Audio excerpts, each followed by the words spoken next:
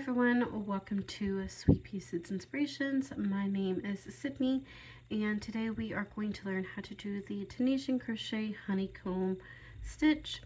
We are going to need to know how to do the simple stitch, but also the purl stitch, as we will be alternating between the two.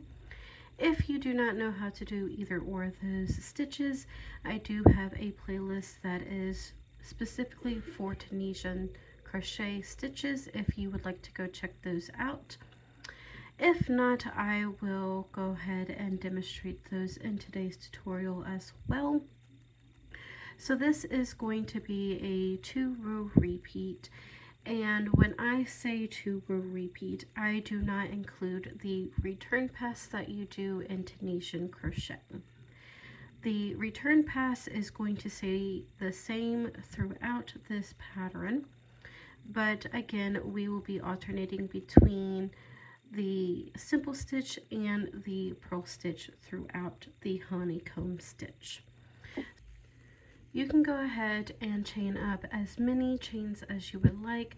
There is no multiple for this stitch, just how many ever you would like. And I did a chain of 10 just to do a small swatch.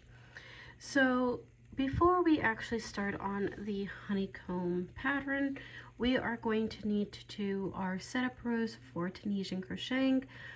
So after you have your chains, as always in Tunisian crocheting, this loop here that is on our hook, that is always going to count as one stitch.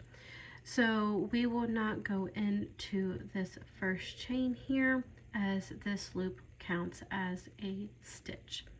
We will go into the second chain, and we are going to go ahead and pull up a loop. So you'll go ahead and yarn over and pull up a loop.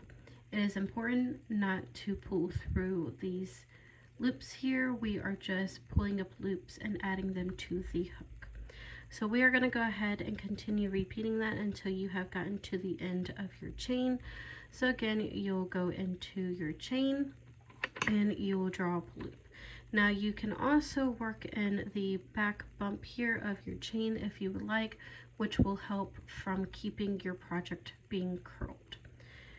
For today's purposes, I'm not doing that because I'm not working on a project. I'm just doing a small swatch, so it really doesn't matter to me. But go ahead and continue drawing up a loop until you have the same amount of loops on your hook as chains.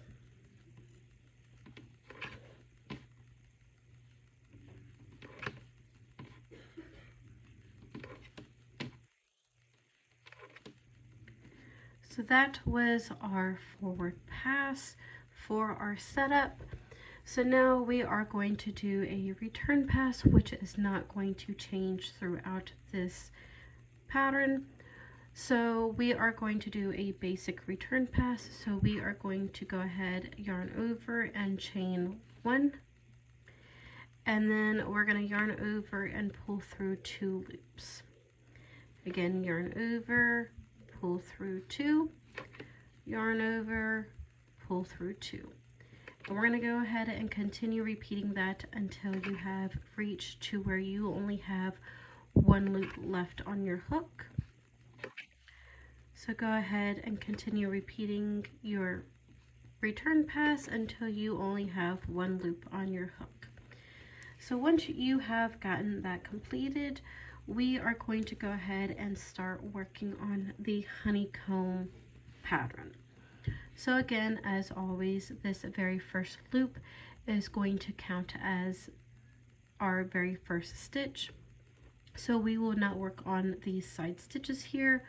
We're going to go into this very first stitch. And we are going to go into that vertical bar as a simple stitch. So you will see that this is our stitch here. You'll see 2 vertical bars, one in the back and one in the front. You only want to pick up that front vertical bar. So this is the simple stitch. So once you have picked up that vertical bar, we're going to go ahead and yarn over and draw up a loop. Now we are going to go to the next stitch, which you'll see another vertical bar here, and we are going to do a purl stitch. So what I like to do is go ahead and move my hook to the back of my yarn to where the yarn is in front of my hook, and rotate my hook to where this little nick right here where we catch the yarn with is facing downward. I'm going to go into that vertical bar like as if we were to do a simple stitch, and then I'm going to go ahead and wrap that yarn around my hook to where it's the front to the back, and just go ahead and grab that yarn and pull it through that bar. That is how I like to do a purl stitch because it is easier to me, but you can do a purl stitch however you would like.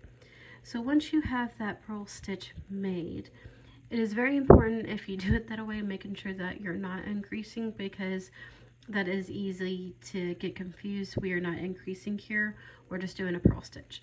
But once you have made that purl stitch, we're going to go to the next stitch, which is the next vertical bar, and we are going to do a simple stitch. So I'm going to go ahead and go into that vertical bar. I'm making sure that now my yarn is on the back side of my work, and I'm going to go ahead and draw the loop. Now we're going to do another purl stitch, so I want to make sure my yarn is in the front of my hook.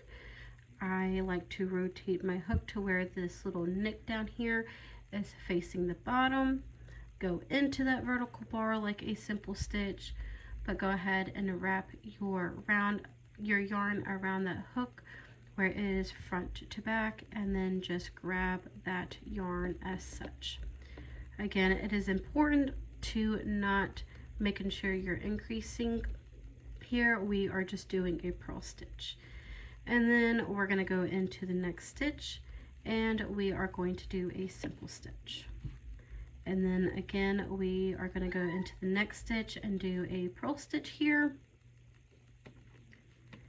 And again, alternating between the simple stitch and the purl stitch. Now we are going to finish this row off by working into that chain one of the return pass that we made to work our setup rows. So we are going to go into that chain one space, making sure you're grabbing both of those loops, and go ahead and draw up a loop. So now we can do our return pass, which is, again, we're going to go ahead and chain one, and then we're going to go ahead and pull through 2 loops. Again, yarn over and pull through 2 until you have made it to the where you only have 1 loop left on your hook. So I'm going to go ahead and continue repeating that, and then I will meet you for the second row repeat.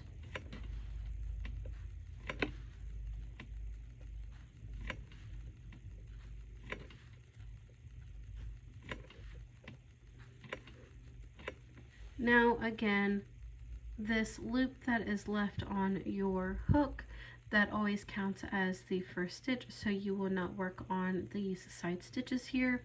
You will go into this first stitch. And now we are going to alternate between the purl stitch and the simple stitch. So where we started off the first row repeat with the simple stitch and then purl stitch, simple stitch, we're going to switch that around and start off with the purl stitch, and then the simple stitch, and then the purl stitch. So again, this loop counts as 1, so we will not work in these side stitches. You will go into this very first stitch, go ahead and make a purl stitch. So again, I like to make sure that my yarn is in the front of my hook.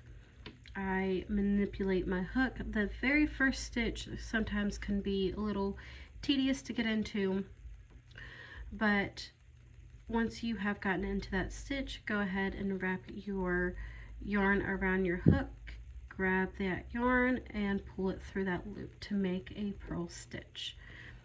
And then we're going to go into the next stitch, which can be hard to see, but you'll see where there is a little bump right here from the previous row. We're going to go right above that, and we are going to make a simple stitch. And then again, alternate between a purl stitch for the next stitch and then a simple stitch for the next. So all we're doing is alternating between the purl stitch and the simple stitch. So go ahead and continue repeating that until you have made it to your very last stitch.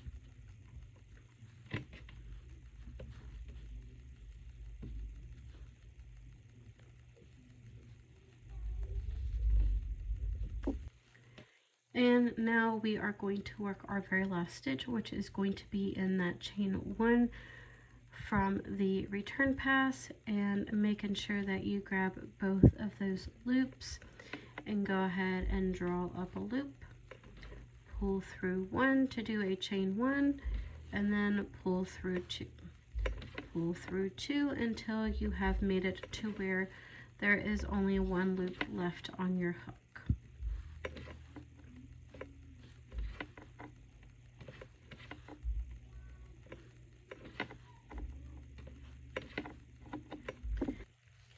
You'll go ahead and continue repeating those 2 row repeats until your desired length. And it may take a few rows to see the honeycomb stitch actually play out, but you can already see what we've done so far. It's starting to work up. And once you are ready to bind off, you'll go ahead and continue working pattern while binding off, which is in crocheting terms just a slip stitch while working in pattern. And that is it for this tutorial. If you did enjoy this tutorial, please don't forget to give this video a like, share, comment, or subscribe. And I will see you for the next video. I hope you all have a wonderful day, and I will see you then.